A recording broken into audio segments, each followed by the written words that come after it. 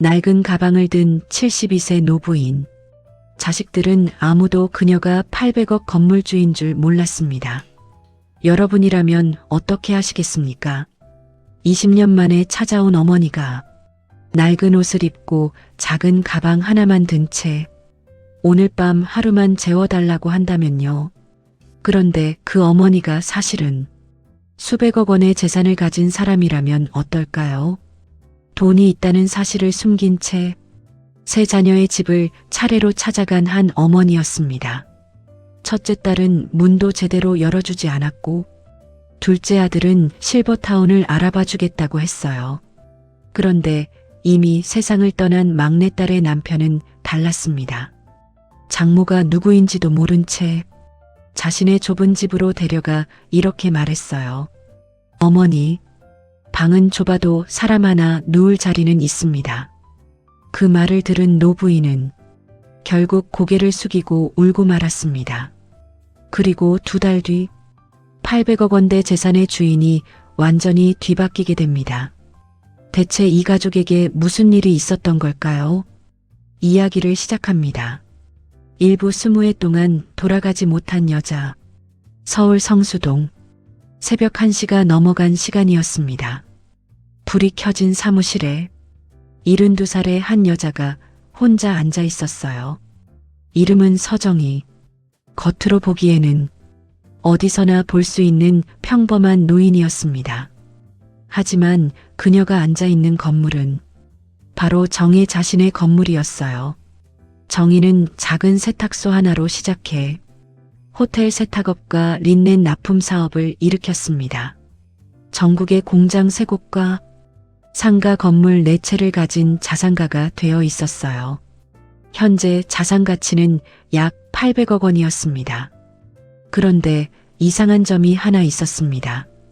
그렇게 많은 돈을 가진 사람의 사무실에는 가족 사진이 한 장도 없었어요. 정희는 늘 같은 말을 했습니다. 가족은 없습니다. 사업상 가족 관계를 묻는 사람이 있어도 그녀의 대답은 늘 같았어요. 없어요.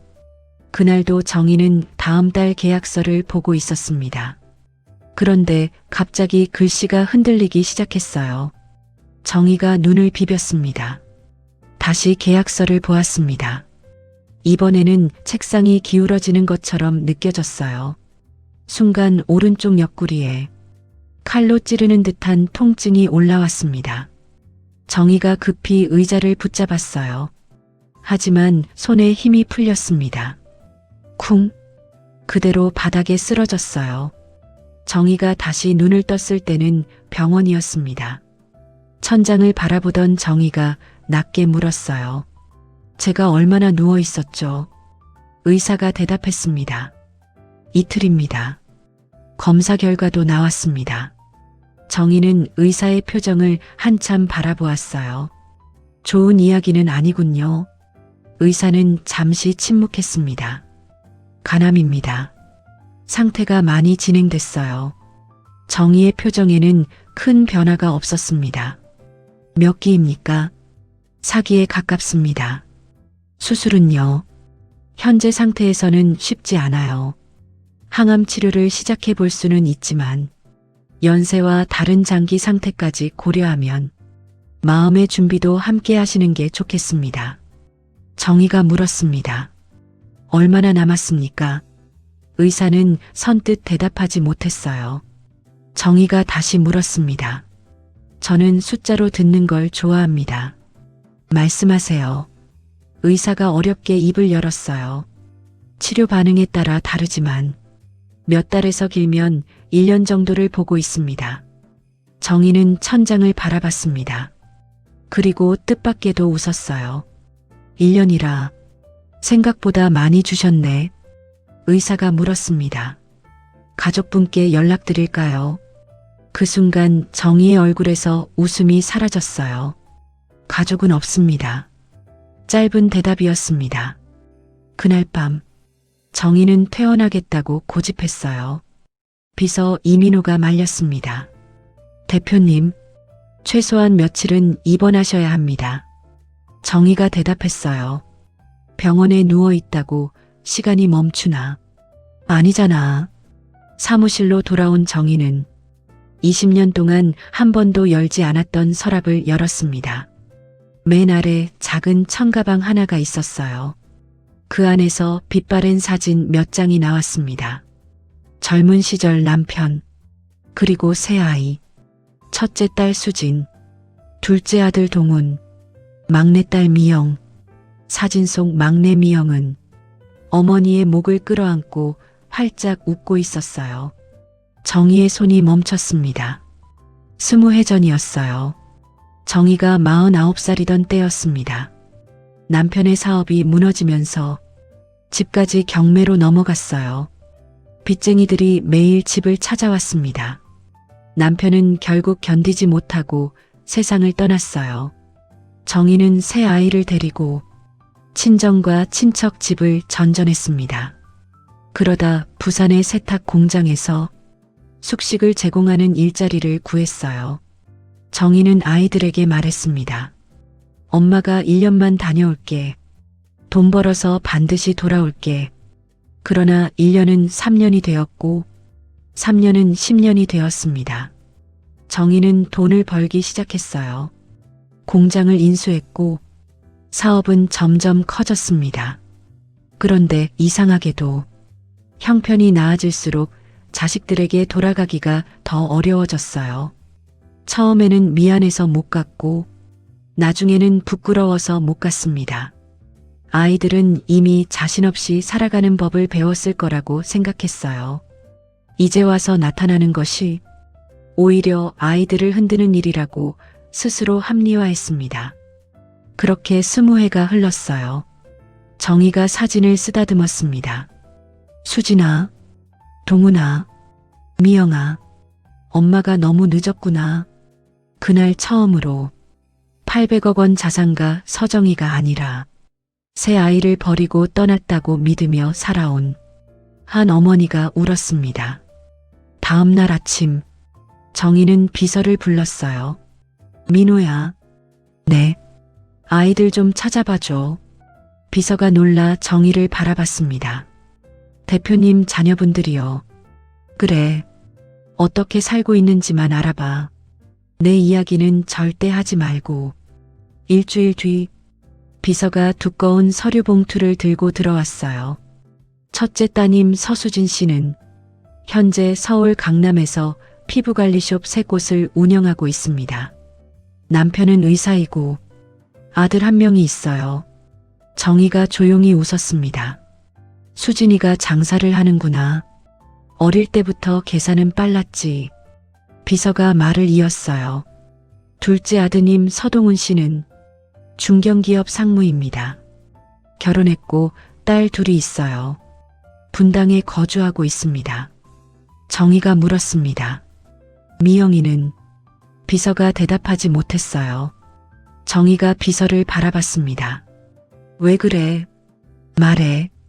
대표님, 막내 따님은 5년 전에 돌아가셨습니다. 정희의 손에서 찻잔이 떨어졌어요. 바닥에 깨지는 소리가 났습니다. 무슨 소리야? 교통사고였습니다. 남편분과 초등학생 딸 하나가 있어요. 정희의 입술이 떨렸습니다. 미영이가 죽었다고. 네. 언제? 5년 전입니다. 정희가 힘겹게 물었어요. 장례식은? 당시 대표님과 가족분들이 연락이 끊겨 있었던 것으로 보입니다. 정희는 아무 말도 하지 못했습니다. 비서가 나간 뒤에도 1시간 넘게 같은 자리에 앉아 있었어요. 그리고 책상 위 막내딸 사진을 들었습니다. 미영아, 엄마가 돈 버는 동안 너는 엄마보다 먼저 가버렸구나. 그날 밤 정희는 처음으로 자신의 재산이 아무 쓸모가 없다는 생각을 했습니다. 이부 첫째 딸이 내민 봉투. 사흘 뒤 정희는 옷장을 열었어요. 고급 코트와 정장이 가득했습니다. 하지만 정희가 선택한 것은 오래전 공장에서 일할 때 입었던 낡은 점퍼였어요. 비서가 물었습니다. 대표님, 왜 이런 옷을 입으세요? 정희가 대답했습니다. 애들이 지금의 나를 알면 나를 보는 건지 돈을 보는 건지 모르잖아. 그냥 엄마로 가려고 정희는 명품 가방도 두고 시장용 천가방 하나만 들었어요. 그리고 첫째 딸 수진의 피부관리숍으로 향했습니다. 멀리서 수진이 보였어요. 잘 차려입은 중년 여성이 직원들에게 지시를 내리고 있었습니다. 정희는 한눈에 알아봤어요. 20해가 지났지만 딸은 딸이었습니다. 정희가 조심스럽게 불렀어요. 수진아. 수진이 고개를 돌렸습니다. 처음에는 알아보지 못했어요. 그런데 정희가 가까이 다가가자 수진의 얼굴이 굳었습니다. 엄마. 정희가 웃었어요. 그래, 나야. 수진은 주변 직원들을 한번 살폈습니다. 그리고 정희의 팔을 잡았어요. 일단 안으로 들어오세요. 사무실 문이 닫히자 수진이 물었습니다. 갑자기 어떻게 찾아오셨어요? 정희는 딸의 얼굴을 바라봤어요. 보고 싶어서. 수진이 피식 웃었습니다. 20년 동안 한 번도 안 보고 살다가요. 그 한마디에 정희는 아무 말도 하지 못했어요. 수진이 계속 말했습니다. 우리가 어떻게 살았는지 알아요. 아버지 돌아가시고 엄마까지 사라졌을 때 내가 동훈이랑 미영이 밥 해먹였어요. 학교 끝나면 식당 설거지하러 갔고요. 정희가 고개를 숙였습니다. 미안하다. 수진은 한숨을 내쉬었어요. 이제 와서 미안하다고 하면 없던 일이 돼요. 정희는 변명하지 않았습니다. 맞아. 안 되지. 그날 저녁 수진은 어머니를 집으로 데려갔어요. 의사인 남편 박성재는 정희를 보고 예의를 갖춰 인사했습니다. 하지만 정희의 낡은 가방을 본 순간 표정이 미묘하게 달라졌어요. 저녁 식사 후 수진이 물었습니다. 그래서 지금 어디 사세요? 정희가 일부러 대답했어요. 여기저기 지낸다. 사업은요?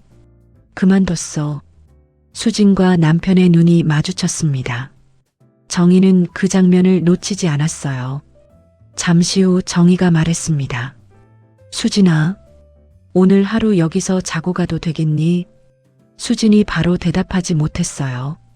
엄마, 우리도 갑자기 오시면 곤란해요. 방은 많잖니? 그 문제가 아니라 아들도 있고 남편도 출근해야 하고 아무튼 서로 생활이 있잖아요. 정희가 천천히 고개를 끄덕였습니다. 그래, 그렇지. 수진은 잠시 방에 들어갔다가 흰 봉투 하나를 가지고 나왔어요. 엄마, 이거 가져가세요. 정희가 열어보니 30만 원이 들어있었습니다. 돈은 됐다. 받으세요. 근처 모텔이라도 잡으세요. 정희는 봉투를 다시 식탁 위에 놓았어요. 수진아, 나는 돈 받으러 온 게 아니다. 그러니까 더 답답해요. 그럼 대체 왜 오신 건데요? 정희가 한참 딸을 바라보다 말했습니다. 그냥 내 딸 얼굴 한번 보고 싶었다. 그리고 자리에서 일어났어요. 현관문을 나가려는데 뒤에서 딸의 목소리가 들렸습니다. 엄마. 정희가 돌아봤어요. 수진이 말했습니다. 다음에 오실 때는 미리 전화라도 주세요. 정희가 웃었어요. 그래, 그럴게. 엘리베이터 문이 닫혔습니다. 정희는 지하 주차장으로 내려가지 않았어요. 기사가 기다리고 있었지만 돌려보냈습니다. 그날 정희는 딸의 아파트 앞 작은 여관에서 잤어요. 새벽 3시 잠이 오지 않았습니다. 정희는 천장을 바라보며 혼잣말했어요. 그래, 수진이는 그럴 수 있어. 엄마 없이 동생들을 키웠으니까 나를 미워할 자격이 있지. 그런데 이상했습니다. 머리로는 이해가 되는데 가슴은 자꾸 아팠어요. 산부 둘째 아들이 찾아준 곳. 다음 날 정희는 둘째 아들 동훈의 회사 앞으로 갔습니다. 퇴근하던 동훈이 어머니를 보고 걸음을 멈췄어요. 엄마, 그래, 나다. 동훈은 누나와 달리 처음에는 어머니를 꼭 안았습니다. 정희의 눈에 금세 눈물이 맺혔어요. 동훈아, 많이 컸구나. 동훈이 웃었습니다. 저 이제 53이에요. 언제적 많이 컸구나예요. 두 사람은 근처 식당으로 갔습니다. 오랜만에 분위기가 좋았어요. 어린 시절 이야기도 했습니다. 정희는 생각했어요. 그래도 동훈이는 나를 받아주는구나. 식사를 마친 뒤 동훈이 물었습니다. 엄마 지금 어디 계세요? 정희는 첫째에게 했던 것처럼 말했어요. 마땅한 곳은 없다. 동훈의 표정이 굳었습니다. 그러면 앞으로 어떻게 하시려고요? 모르겠다. 정희가 조심스럽게 물었어요. 내 집에서 며칠만 지내면 안 되겠니? 동훈의 젓가락이 멈췄습니다. 우리 집이요. 응, 며칠만. 동훈이 난처한 표정을 지었어요. 엄마, 저도 마음 같아서는 그러고 싶은데 애들 엄마가 좀 예민해요. 장모님도 자주 오시고 집도 사실 제 집이 아니라 아내 명의라서요. 정희는 가슴이 서늘해졌습니다. 그래, 그럴 수도 있지. 그런데 동훈이 갑자기 말했어요. 대신 제가 좋은 곳 알아봐 드릴게요. 좋은 곳. 요즘 실버타운 정말 잘 돼 있어요. 요양원 같은 데 아니에요. 식사도 나오고 병원도 연결돼 있고 친구도 사귈 수 있고요. 정희는 아들의 얼굴을 바라봤습니다. 나를 실버타운에 보내려고. 보낸다니요. 엄마를 위해서죠. 정희가 물었어요. 비용은? 처음 보증금이 좀 필요한데 일단 누나랑 상의해 보고요. 정희가 씁쓸하게 웃었습니다. 동훈아, 엄마가 돈이 하나도 없으면. 동훈의 눈빛이 흔들렸어요. 그러면 국가 지원 가능한 시설을 알아봐야죠. 정희가 물었습니다. 내 집 거실에서라도 한동안 같이 사는 방법은 없고. 동훈은 대답하지 않았어요. 침묵이 답이었습니다. 잠시 후 동훈이 휴대전화로 실버타운 홈페이지를 보여주기 시작했어요. 여기 보세요. 산책로도 있고요. 식당도 호텔식이에요. 정희는 휴대전화를 밀어놓았습니다. 됐다. 엄마, 내가 알아서 할게. 정희가 자리에서 일어났어요. 동훈이 뒤따라 나왔습니다. 그러면서 지갑에서 카드를 한 장 꺼냈어요. 엄마, 이거라도 가지고 가요. 정희는 받지 않았습니다. 그리고 물었어요. 동훈아, 응? 미영이 장례식 때 엄마 찾았니? 동훈의 얼굴이 굳었습니다. 찾았죠. 연락처를 몰랐어요. 동훈이 목소리를 높였습니다. 그때 미영이가 사고 났다는 연락을 받고 누나랑 제가 밤새 엄마를 찾았어요. 옛날 공장에도 전화했고 사람들에게 물어보기도 했습니다. 그런데 어디 있는지 아무도 몰랐어요. 정희의 눈에서 눈물이 떨어졌습니다. 미안하다. 동훈도 눈시울이 붉어졌어요. 엄마, 솔직히 아직도 원망해요. 우리 셋 다 엄마 기다렸어요. 특히 미영이는 끝까지 기다렸습니다. 정희가 고개를 들었어요. 미영이가. 네. 결혼하고 나서도 그랬어요. 언젠가는 엄마가 돌아올 거라고, 딸 낳으면 꼭 보여주겠다고 했습니다. 정희는 더 이상 서 있을 수 없었어요. 근처 의자에 주저앉았습니다. 미영이가 남긴 딸, 자신의 외손녀였어요.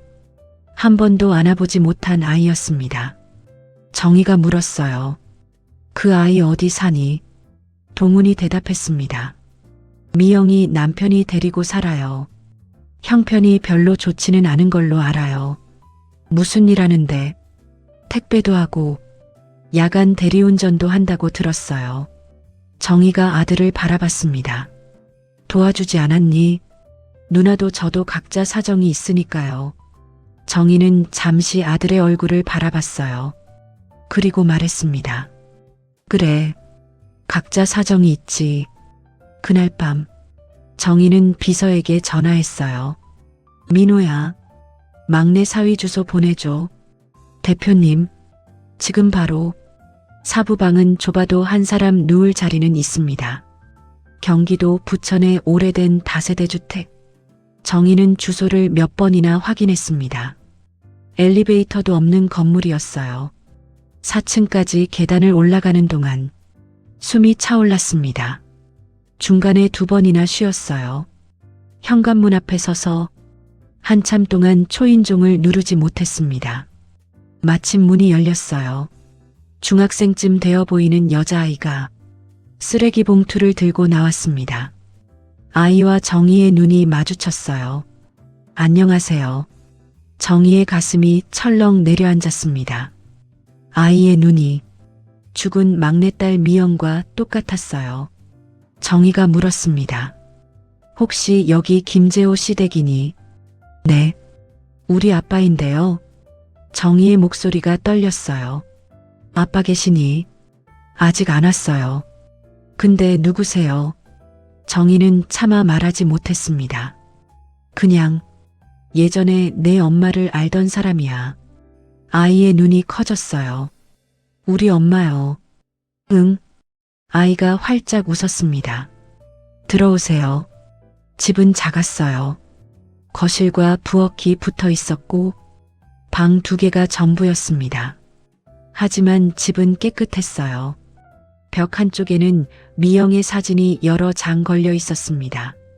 결혼사진, 아이를 안고 웃는 사진, 그리고 젊은 시절 정희가 기억하던 막내딸의 모습도 있었어요. 정희의 발걸음이 멈췄습니다. 아이 이름은 김소라였어요. 소라가 냉장고에서 보리차를 꺼냈습니다. 할머니 물 드세요. 고맙다. 할머니는 우리 엄마 어떻게 아셨어요? 정희가 대답하지 못했습니다. 잠시 뒤 현관문이 열렸어요. 40 후반의 남자가 들어왔습니다. 얼굴은 햇볕에 그을려 있었고 작업복 차림이었어요. 막내딸의 남편 김재호였습니다. 재호가 정희를 보고 멈췄어요. 소라야, 손님 오셨어. 아빠, 엄마 아는 할머니래. 재호가 정중하게 인사했습니다. 안녕하세요. 정희는 자신도 모르게 물었어요. 미영이 남편인가? 재호가 놀랐습니다. 네. 혹시 누구신지? 정희는 준비했던 거짓말을 했어요. 옛날에 미영이가 일하던 가게에서 알던 사람이요. 서울에 왔다가 생각이 나서. 재호는 의심하지 않았습니다. 그러셨군요. 앉으세요. 저녁 안 드셨죠? 정희가 손을 저었어요. 괜찮소? 재호는 웃었습니다. 저희도 지금 먹으려고 했습니다. 한 숟가락 더 놓으면 되죠. 식탁에는 된장찌개와 계란말이, 김치가 전부였어요. 그런데 이상하게도 정희는 첫째 딸의 비싼 한정식집에서 먹었던 음식보다 그 밥이 더 따뜻했습니다. 소라가 계란말이를 정희 그릇에 놓았어요. 할머니 이거 드세요. 아빠가 계란말이 진짜 잘해요. 재호가 웃었습니다. 아, 할머니 입맛에 안 맞으면 어떡하려고 그래. 맛있소. 정말 맛있네. 밥을 먹던 정희가 물었어요. 혼자 아이 키우기 힘들지 않소? 재호의 표정이 잠시 어두워졌습니다. 힘들죠. 근데 어쩌겠습니까?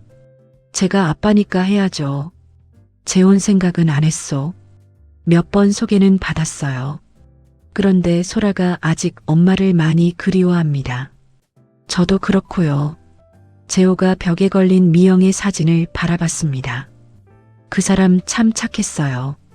자기보다 남을 먼저 생각했습니다. 정희의 목이 메었어요. 재호가 말을 이었습니다. 딱 하나 마음에 걸리는 게 있었어요. 장모님을 평생 찾았습니다. 정희의 손이 떨렸어요. 장모를. 네. 어릴 때 헤어졌대요. 어디선가 잘 살고 있을 거라고 했습니다. 제가 가끔 화도 냈어요. 당신 버리고 간 사람을 왜 그렇게 기다리냐고. 그럼 미영이가 항상 그랬습니다. 엄마도 사정이 있었겠지. 미워하고 살면 내 마음만 아프잖아. 정희는 숟가락을 내려놓았어요. 눈물이 떨어질 것 같았습니다. 그때 소라가 물었어요. 할머니, 왜 울어요? 정희가 억지로 웃었습니다. 된장찌개가 좀 매워서 그래. 그날 밤, 밖에는 비가 쏟아졌어요. 정희는 이제 가보겠다고 일어났습니다. 그런데 현관을 나서다 몸이 휘청했어요. 재호가 급히 부축했습니다. 괜찮으세요? 괜찮소? 잠깐 어지러운 거야. 재호가 정희의 젖은 점퍼를 바라봤어요. 이 비에 어디로 가시려고요? 정희가 대답했습니다. 근처에서 자면 돼. 숙소 예약하셨어요. 아니. 재호가 잠시 정희를 바라봤습니다. 그러더니 말했어요. 오늘 여기서 주무세요. 정희가 놀랐습니다. 여기서? 네. 소라 방에서 소라랑 제가 자고 할머니는 제 방에서 주무시면 돼요. 정희가 집안을 둘러봤습니다. 집이 좁잖소? 재호가 웃었어요. 좁기는 해도 사람 하나 누울 자리는 있습니다. 그 순간 정희의 마음속에서 무언가가 무너졌습니다. 120제곱미터가 넘는 첫째 딸의 아파트에는 자신이 누울 자리가 없었어요.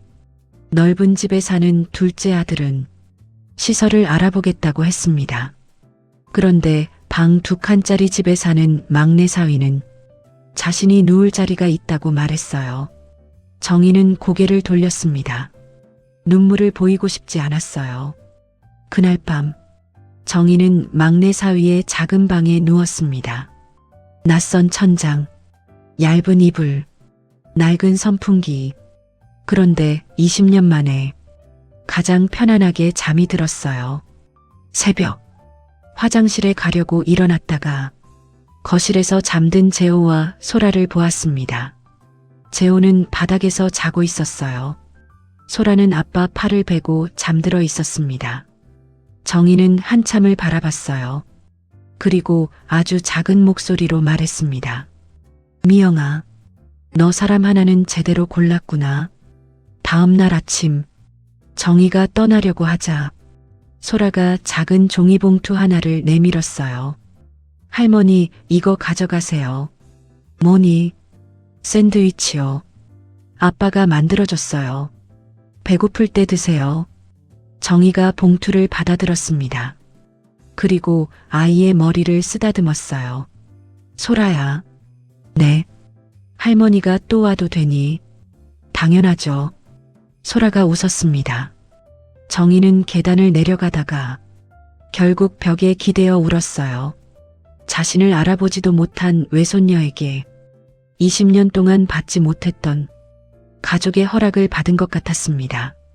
또 오세요. 그 네 글자가 그녀에게는 세상에서 가장 비싼 말이었어요. 오부 800억보다 비쌌던 한마디. 그 후 정희는 일주일에 2번씩 재호의 집을 찾아갔습니다. 아직 자신의 정체는 밝히지 않았어요. 소라와 시장에도 갔습니다. 떡볶이를 먹기도 했고 학교 이야기도 들었어요. 재호가 야간 대리운전을 나갈 때는 소라와 함께 숙제를 했습니다. 어느 날 소라가 물었어요. 할머니 자식 없어요. 정희가 잠시 망설였습니다. 있어. 몇 명인데요? 셋. 소라의 눈이 커졌어요. 그런데 왜 혼자 다녀요? 정희는 웃었습니다. 내가 잘못한 게 많아서 그래. 소라가 잠시 생각하더니 말했어요. 그러면 미안하다고 하면 되잖아요. 정희가 피식 웃었습니다. 그렇게 간단해. 네. 우리 아빠도 나한테 화내고 나면 미안하다고 해요. 그러면 끝나요. 아이의 말에 정희는 아무 말도 하지 못했습니다. 어른들은 수십 년 동안 풀지 못한 일을 아이는 너무 쉽게 말했어요. 미안하다고 하면 되잖아요. 며칠 뒤 정희가 재호 집에서 저녁을 먹다가 갑자기 코피를 흘렸습니다. 뒤이어 심한 구토를 했어요. 재호가 놀라 119를 불렀습니다. 응급실로 실려간 정희는 한동안 의식을 잃었어요. 병원에서는 보호자 연락처를 찾기 위해 정희의 가방을 확인했습니다. 그 안에서 명함 하나가 나왔어요. 서정희 대표이사. 재호는 명함을 보고도 그 의미를 몰랐습니다. 잠시 후 비서가 병원으로 뛰어왔어요. 대표님, 재호가 물었습니다. 대표님이요. 비서가 재호를 바라봤어요. 혹시 김재호 씨십니까? 네. 비서는 잠시 망설이다 말했습니다. 대표님 막내 따님의 남편분 맞으시죠? 재호의 얼굴이 굳었어요. 막내딸. 잠시 뒤 병실에서 눈을 뜬 정희 앞에 재호가 서 있었습니다. 재호의 손에는 자신과 미영이 함께 찍힌 옛날 사진이 들려 있었어요. 정희는 더 이상 숨길 수 없다는 것을 알았습니다. 재호가 떨리는 목소리로 물었어요. 장모님이세요. 정희의 눈에 눈물이 맺혔습니다. 그래. 재호는 한동안 아무 말도 하지 않았어요. 장모님이 정말 맞으세요. 미영이 엄마예요. 정희가 고개를 끄덕였습니다. 미안하네. 재호가 뒤로 한 걸음 물러섰어요. 그럼 왜 말씀을 안 하셨어요? 왜 저희 집에 남처럼 오셨어요? 정희의 목소리가 떨렸습니다. 겁이 났어. 미영이 장례식에도 못 간 사람이 내가 내 장모라고 무슨 낯으로 말하겠나. 재호는 입술을 깨물었어요. 정희가 계속 말했습니다. 나를 미워해도 된다. 자격 없다. 정말 미안하다. 한참 침묵이 흘렀어요. 그때 병실 문이 열렸습니다. 소라였습니다. 할머니. 소라가 침대로 달려왔어요. 그리고 정희의 손을 잡았습니다. 괜찮아요. 정희는 아이를 바라보다 결국 눈물을 터뜨렸어요. 소라야. 미안하다. 왜요? 정희가 떨리는 목소리로 말했습니다. 내가 내 외할머니다. 소라는 이해하지 못한 듯 한동안 눈을 깜빡였어요. 그러다 아빠를 바라봤습니다. 아빠, 진짜야. 재호가 천천히 고개를 끄덕였어요. 소라는 다시 정희를 바라봤습니다. 그러더니 뜻밖의 말을 했어요. 그럼 더 좋은 거 아니에요. 정희가 멈칫했습니다. 왜? 엄마잖아요. 우리 가족이잖아요. 그리고 소라는 정희를 안았어요. 정희는 아이를 꼭 끌어안았습니다. 20해 동안 쌓아 올린 건물보다 그 작은 아이의 두 팔이 정희에게는 훨씬 컸어요. 며칠 후 병실로 첫째 수진과 둘째 동훈이 찾아왔습니다. 두 사람 모두 놀란 표정이었어요. 수진이 먼저 말했습니다.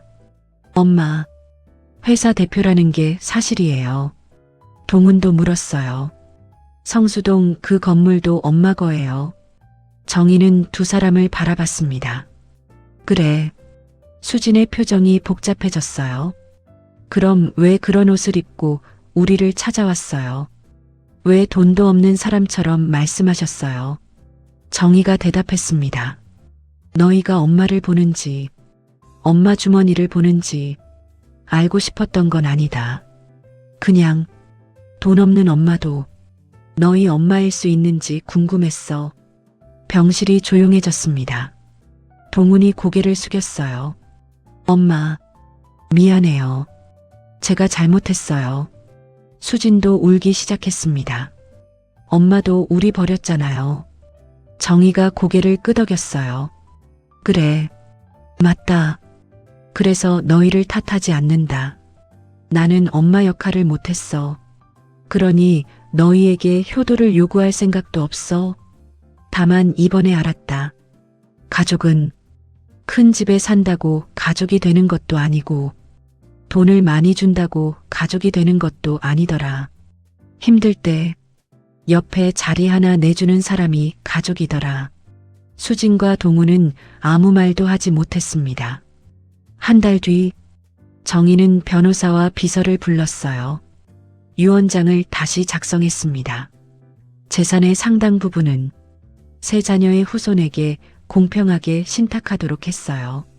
하지만 현금성 자산과 회사 지분 일부는 막내딸 미영의 이름으로 한부모 가정과 보호 종료 청년을 돕는 재단을 만드는데 사용하도록 했습니다. 그리고 자신이 살던 성수동 건물 한 채의 임대 수익은 재호와 소라가 평생 생활에 어려움이 없도록 신탁했어요. 비서가 물었습니다. 대표님, 첫째 따님과 둘째 아드님에게 서운하지 않으십니까? 정희는 고개를 저었어요. 내가 먼저 버린 세월이 20년이야. 며칠 서운했다고 내 잘못이 없어지는 건 아니지. 다만 돈만 남기고 가고 싶지는 않아. 그 애들도 이제 알겠지. 가족은 있을 때 챙겨야 한다는 걸.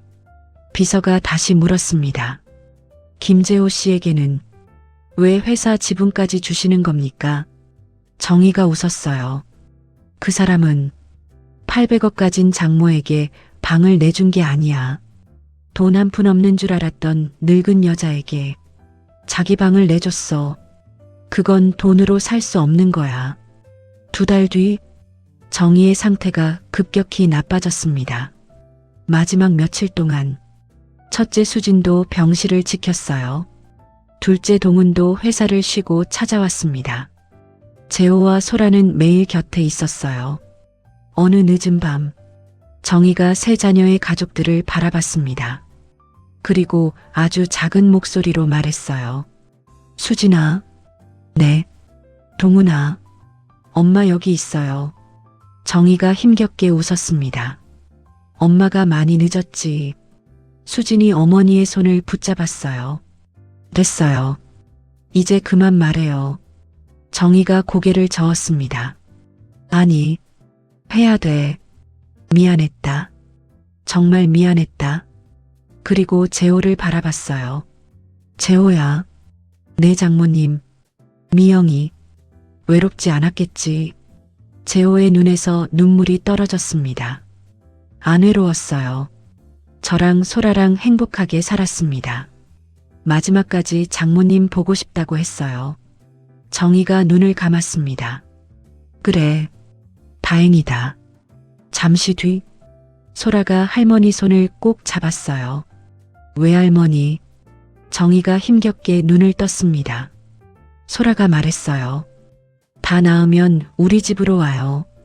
이번에는 제가 제 방 드릴게요. 정희가 웃었습니다. 그 작은 얼굴을 바라보며 마지막으로 이렇게 말했어요. 괜찮아. 외할머니는 이미 받았어. 뭐려? 내가 누울 자리. 그리고 내가 돌아갈 가족. 그의 겨울. 서정희는 가족들이 지켜보는 가운데 조용히 세상을 떠났습니다. 장례식장에는 수많은 기업인과 직원들이 찾아왔어요. 그제야 수진과 동우는 알게 되었습니다. 자신들이 알고 있던 어머니보다 훨씬 큰 삶을 살았던 사람이라는 것을요. 하지만 재호에게 정희는 800억 자산가가 아니었습니다. 비 오는 날, 잘 곳이 없다고 하던 낡은 점퍼를 입은 장모였어요. 몇 년 뒤 미영의 이름을 딴 작은 복지재단이 생겼습니다. 재단 입구에는 화려한 동상도 없었고 서정희의 이름이 크게 쓰여 있지도 않았어요. 대신 작은 문구 하나가 걸려 있었습니다. 사람에게 필요한 것은 큰 집이 아니라 자신을 위해 비워둔 작은 자리 하나일지 모릅니다. 어느 봄날 대학생이 된 소라가 할머니 산소를 찾았어요. 꽃 한 송이를 내려놓으며 말했습니다. 외할머니, 나왔어요. 아빠도 잘 있고 큰이모랑 외삼촌도 요즘 자주 만나요. 그러니까 걱정하지 마세요. 바람이 불었습니다. 소라가 웃었어요. 그리고 할머니가 생전에 쓰던 낡은 청가방을 무릎 위에 올려놓았습니다. 가방 안에는 돈도, 보석도, 통장도 없었어요. 오래된 가족 사진 한 장뿐이었습니다. 사진 뒤에는 정의의 글씨로 짧은 문장이 적혀 있었어요. 돈을 버느라 가족을 잃었고, 가족을 다시 만나고서야 무엇이 가장 비싼 것인지 알았다. 사람이 마지막에 가져가는 것은 재산이 아니라 누군가와 함께했던 기억이었다. 여러분은 어떻게 생각하시나요? 20년 만에 돌아온 어머니를 첫째 딸과 둘째 아들이 받아들이지 못했던 것도 이해가 되시나요? 아니면 아무리 과거에 상처가 있더라도 늙고 아픈 부모에게 잠자리 하나쯤은 내어줄 수 있었다고 생각하시나요? 그리고 아무것도 바라지 않고 낯선 노인에게 자기 방을 내준 막내 사위 재호의 선택은 어떠셨나요? 여러분이라면 어떤 선택을 하셨을지 댓글로 남겨주세요. 가족은 가까이 있을 때는 그 소중함을 모르기도 합니다. 하지만 언젠가 빈자리가 생기고 나면 그때는 돈으로도 후회로도 다시 채울 수 없어요. 오늘 연락하지 못했던 가족이 있다면 짧게라도 안부 한번 전해보시는 건 어떨까요? 당신의 그 한마디가 누군가에게는 800억보다 더 귀한 선물이 될지도 모릅니다.